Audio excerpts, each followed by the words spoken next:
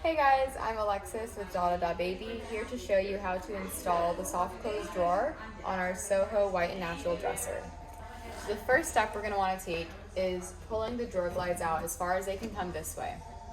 As you can see in the back, there are two hooks that are going to hook into the back of the drawer into these two holes right here.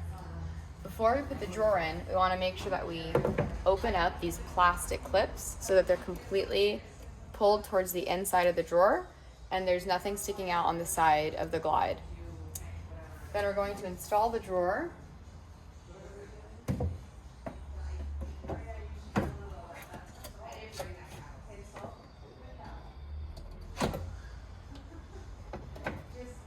Make sure that these pins or screws align with these holes and it should slip right in.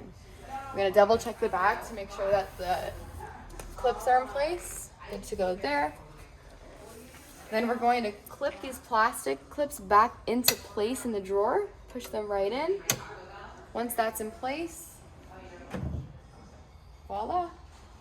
Easy as opening and soft drawer closing.